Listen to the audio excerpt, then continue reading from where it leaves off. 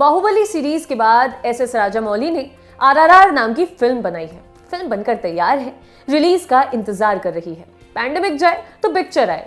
ये फिल्म तमाम वजहों से चर्चा में बनी हुई है। सबसे बड़ी वजह है खुद इसके डायरेक्टर राजामौली। राजामौली अब फिल्में नहीं, इतिहास बनाते हैं। फिल्म के चर्चा में होने की दूसरी वजह है इसकी स्टार कास्ट। रामचरण और NTR junior south Indian cinema के सुपरस्टार्स हैं। उन्हें एक साथ ला पाना किसी और फिल्म मेकर के बस का नहीं है। अगर साथ लाते भी तो उनकी टैलेंट और स्टारडम के साथ न्याय होने की गारंटी नहीं रहती।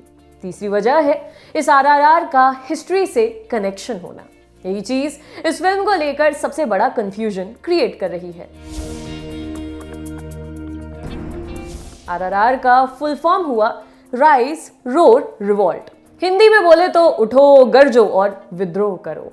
साथ ही इस फिल्म से जुड़े तीनों लोगों का नाम भी आर से ही शुरू होता है। राजामौली, रामचरण और नंदमुरी तारक रामा राव यानी एनटीआर जूनियर। ये फिल्म दो ऐतिहासिक किरदारों के बारे में है। ये दो लोग हैं अल्लूरी सीताराम राजू और कोमाराम भीम। ये लोग आंध्र प्रदेश तेलंगाना से आने वाले रियल लाइफ फ्रीडम फाइटर थे। मगर इस फिल्म में जो कहानी दिखाई जानी है वो फिक्शनल है, असली लोगों की फिक्शनल कहानी। आइए जानते हैं कि ये दो लोग कौन थे और इनकी कहानी क्या थी। 1882 में ब्रिटिश राज ने मद्रास फॉरेस्ट एक्ट पास कर दिया। इस एक्ट के तहत स्थानीय आदिवासी समुदाय के जंगल जाने पर प्रतिबंध लगा दिया गया था। आमतौर पर ये लोग जंगल जलाकर जमीन को खाली करते और उसी की राख में खेती करते। खेती की इस पारंपरिक प्रणाली को पोडू फार्मिंग कहा जाता था। मगर ब्रिटिश लोग जंगल को कमर्शियल पर्पस के लिए इस्तेमाल करना चाहते थे। ऐसे में जंगलों का जलाया जाना उन्हें ठीक नहीं लगा। नतीजतन 1882 में लोगों को रोकने के लिए वो एक्ट पास कराया गया। इस घटना के ठीक 15 साल बाद यानी 4 जुलाई 1897 को विशाखापट्टनम में वेंकट रामराजू और सूर्य नारायणम्मा के यहाँ एक बच्चा पैदा हुआ। इस बच्चे का नाम रखा गया अल्लूरी सीताराम राजू। सीताराम राजू को 1922 से शुरू होकर 1924 तक चले रामपा विद्रोह का नेतृत्व करने के लिए जाना जाता है। ब्रिटिश सरकार के हाथों पास हुए इस एक्ट के प्रति लोकल लोगों में गुस्सा था, मगर उनके हालात ऐसे थे कि वो कुछ कर नहीं सकते थे। ऐसे में 25 साल के सीताराम राजू ने उन लोगों को साथ लेकर ब्रिटिश राज के खिलाफ विद्रोह छेड़ दिया। 1922 में शुरू हुई इस लड़ाई को रामपा विद्रोह कहा गया। सीताराम राजू ने सैकड़ों लड़ाकों के साथ मिलकर पुलिस स्टेशनों पर छापे मारे, उनके हथियार और गोला बारूद लूटे। ब्रिटिश पुलिस फोर्स की जो भी टीम उन्हें पकड़ने के लिए भेजी जाती वो उसे मार देते। हालांकि इतनी भागम भाग के बाद 7 मई 1924 को ब्रिटिश फोर्स ने चिंतपल्ली के जंगलों में सीताराम राजू को घेर लिया। वो सीताराम राजू की मौत को क्रांतिकारियों के बीच कड़ा संदेश भेजने के लिए इस्तेमाल करना चाहते थे, ताकि कोई ब्रिटिश सरकार के सामने खड़े होने की हिम्मत न कर सके। सीताराम राजू को पकड़कर पास के कोयूरी गांव ले जाया गया। उन्हें पेड़ से बांधा गया और लोगों के सामने गोली मारकर उनकी हत्या कर दी गई। द हिंदू में छपी एक रिपोर्ट के मुताबिक इस रिबेलियन को कुचलने में ब्रिटिश को 2 साल का समय लगा और उसके लिए तकरीबन 40 लाख रुपए खर्च करने पड़े। ये चीज खुद इस विद्रोह की सफलता की तस्दीक करती है। कोमाराम भीम का जन्म तेलंगाना में आदिलाबाद जिले के संकपल्ली गांव में हुआ था। जन्म की तारीख 22 अक्टूबर 1900 बताई जाती है, मगर साल को लेकर कंफ्यूजन रहता है। भीम का बचपन बड़ी दिक्कत में गुजरा। उन्हें किसी तरह की फॉर्मल एजुकेशन नहीं मिली। उन्होंने अपने लोगों की दुर्दशा देखी। पुलिस से लेकर व्यापारियों और जमींदारों के हाथ होता शोषण देखा। जिंदा रहने के लिए भी संघर्ष किया। गांव के लोग जंगलों में पोडू खेती से जो भी फसल उगाते उसे निजाम के लोग छीन कर ले जाते, ये कहकर कि जिस जमीन पर फसल उगी है वो उन लोगों की है ही नहीं। इन पीड़ित आदिवासियों के खिलाफ जब भीम के पिता ने आवाज उठाई तो उन्हें जान से मार दिया गया।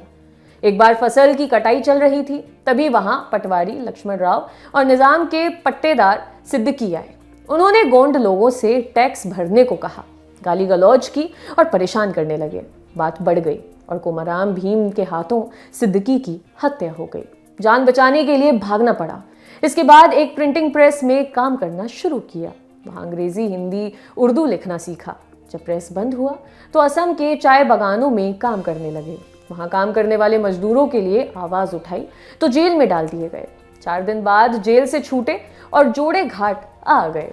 भीम ने यहाँ आकर आदिवासियों को इकट्ठा किया और उनके ऊपर होने वाले अत्याचारों और शोषण के खिलाफ लड़ने के लिए मोटिवेट किया। 1928 से लेकर 1940 तक वो निजाम के खिलाफ गुरिल्ला युद्ध करते रहे। कई रिपोर्ट्स में ये दावा किया जाता है कि कोमाराम भीम निजाम से मिलकर आदिवासियों की समस्या पर चर्चा करना चाहते थे, मगर वो प्लान वर्कआउट नहीं हुआ। इस चीज से नाराज भीम ने अपनी गुरिल्ला आर्मी जमा की और निजाम के लिए काम करने वाले जमींदारों को मारना शुरू कर दिया। जब निजाम को लगा कि भीम के नेतृत्व में ये विद्रोह और बड़ा हो सकता है, तो उन्होंने बातचीत करने के लिए एक कलेक्टर भेजा। निजाम का ऑफर था कि सभी किसानों को उनकी जमीन का पट्टा वापस कर दिया जाएगा, साथ ही कोमाराम भीम को भी कुछ जमीन दी जाएगी, मगर भीम ने नेगोशिएट करने से मना कर दिया। फाइनली भीम और उनकी आर्मी से निपटने के लिए निजाम ने अपने 300 सैनिक जोड़े घाट भेजे। इन सैनिकों से लड़ते हुए कोमाराम भीम और उनकी आर्मी सितंबर 1940 में शहीद हो गई। एस.एस. राजामौली बताते हैं कि उन्हें आरआरआर को बनाने का आइडिया चे गुवेरा की डायरी पर बनी फिल्म द मोटरसाइकिल डायरीज देखने के बाद आया।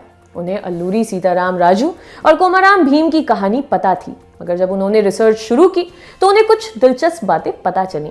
सीताराम राजू और कोमाराम भीम तकरीबन एक ही राज्य में कुछ सालों के अंतराल पर पैदा हुए। दोनों कुछ सालों के लिए अपने गांव घर से गायब रहे।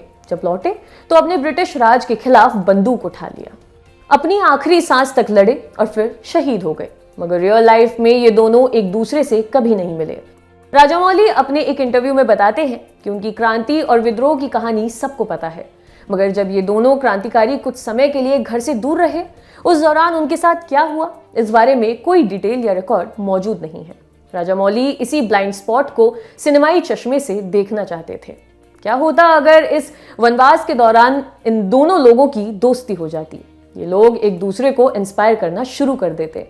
ये फिल्म इसी फिक्शनल जोन को एक्सप्लोर करेगी। घर से दूर रहने के दौरान भीम और राजू के साथ क्या हुआ, इसकी डिटेल्स ना मिलना राजामौली के लिए मददगार रहा। अब वो इस कहानी को दिखाने के लिए कुछ भी क्रिएटिव लिबर्टी ले सकते हैं और कोई हिस्ट्री के साथ छेड़छाड़ की बात भी नहीं कह सकता, क्योंकि किसी को नहीं पता कि उस दौरान हुआ क्या था। इसलिए आरआरआर को रियल पर्सनालिटी से इंस्पायर्ड फिक्शनल फिल्म कहा जा रहा है। आरआरआर में रामचरण अल्लूरी सीताराम राजू का रोल कर रहे हैं।